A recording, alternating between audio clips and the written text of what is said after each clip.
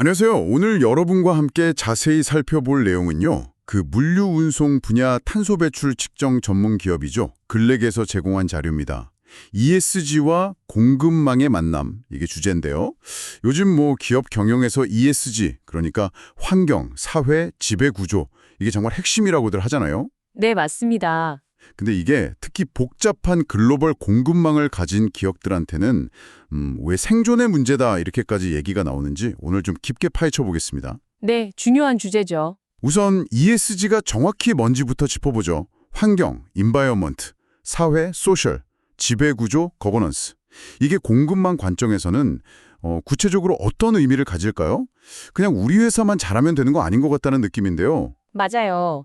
이제는 그 개별 기업의 울터리를 넘어서 원자재를 가져오는 것부터 시작해서 만들고 운송하고 또 쓰고 버려지는 그 전 과정 있잖아요. 네네. 그 공급망 전체의 어떤 지속 가능성을 관리하는 게 핵심이 됐습니다.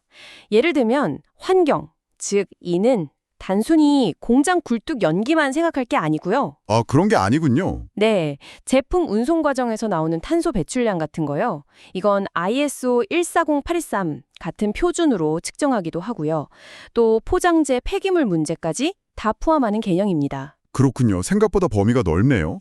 그럼 S랑 G는요? S, 즉 사회는 우리 협력사 직원들의 근무 환경이라든지 인권 문제, 공정한 임금을 주는지 이런 것들이고요. 아하. 그리고 G, 지배구조는 그 협력사들이 얼마나 투명하게 운영되는지, 법은 잘 지키는지 이런 걸 따져보는 겁니다. 그렇군요. 그런데 왜 갑자기 이렇게까지 공급망 전체를 막 들여다봐야 하는 그런 분위기가 된 걸까요? 이전에도 기업의 사회적 책임 이런 이야기는 쭉 있었잖아요. 네, 있었죠. 근데 결정적인 건 크게 세 가지 흐름 때문이라고 볼 수 있어요. 첫째는 역시 규제입니다. 규제. 규제요? 네. 당장 2024년부터 시행되는 그 EU의 공급망 실사법만 봐도 알 수 있죠.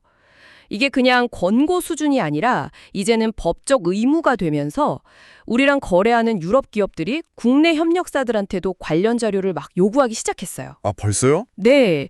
그리고 미국의 위고르 경제노동 방지법도 비슷한 맥락이고요.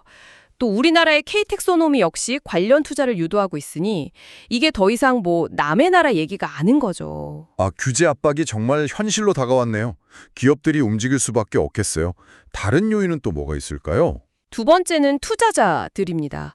투자자들의 목소리가 어마어마하게 커졌어요. 투자자들이요? 네, 그 블랙록이나 뱅가드 같은 아주 거대한 자산운용사들 있잖아요. 네네. 이들이 투자 결정을 할 때 ESG를 핵심 기준으로 삼겠다 이렇게 딱 공언을 했죠.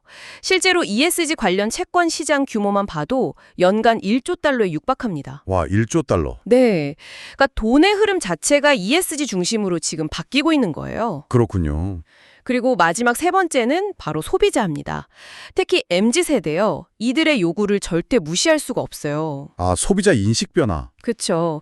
닐센 조사 같은 걸 봐도 나왔듯이 이분들은 좀 비싸더라도 친환경적이거나 윤리적인 제품을 사려는 경향이 아주 뚜렷해요. 네. 예전에 한 1990년대쯤에 나이키 아동노동 문제 터졌던 거 기억나시죠? 아, 네네. 기억나요. 그리고 애플의 분쟁 광물 이슈도 있었고요.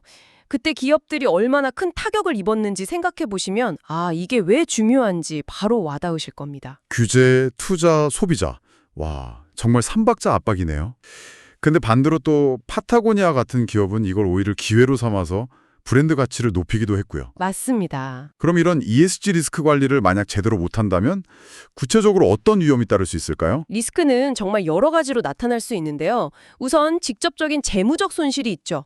맥킨지 연구를 보면 공급망이 문제가 딱 터졌을 때 연 매출의 평균 6%에서 10% 정도 손실이 발생한다고 해요. 와, 6에서 10%면 엄청난데요? 네, 상당하죠.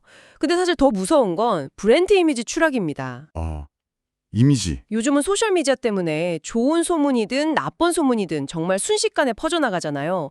한번 이렇게 실추된 이미지를 회복하는 건 정말 어렵습니다. 그렇죠. 한번 찍히면. 네, 거기에다가 법적 리스크도 빼놓을 수 없죠. 최근에 독일 자동차 회사들이 공급망 실사 의무를 위반해서 거액의 벌금을 물었던 사례가 대표적이에요. 수억 유로 단위였죠. 네, 들었습니다. 아, 듣고 보니 정말 생존의 문제라는 말이 딱 와닿네요. 그런데 그 말씀하신 공급망 실사나 또 기업의 간접 배출량인 스코프 3 배출량 관리. 이게 사실 말처럼 쉬운 일은 아닐 텐데요. 특히 막 협력사가 수백 수천 곳이고 복잡하게 얽혀 있다면 더더욱 그렇지 않을까요? 그러니까 협력사들로부터 발생하는 거라서 데이터 취합부터가 난관인 경우가 많죠. 네, 그렇죠. 그래서 최근에는 ISO 14083 같은 국제 표준 방법론이나 아니면 협력사들하고 데이터를 좀 쉽게 공유하고 관리할 수 있는 그런 플랫폼 기술 같은 것들이 점점 중요해지고 있어요. 기술의 도움이 필요하고요. 네. 그리고 공급망 실사 역시 뭐 현실적으로 모든 협력사를 하나하나 다 들여다보기는 어렵잖아요. 그렇죠. 그래서 좀 위험 가능성이 높은 영역이나 특정 협력사들을 우선순위로 두고 평가하는 그런 리스크 기반 접근법이 효과적이라고 보고 있습니다. 그리고 GRI나 TCFD, SBTI 같은 글로벌 표준들을 참고하는 것도 당연히 도움이 되고요. 그렇군요. 표준화된 방법론, 그리고 기술 활용, 마지막으로 리스크 기반의 어떤 우선순위 설정, 이게 핵심이네요. 듣고 계신 여러분의 회사는 지금 어떤 상황이신가요?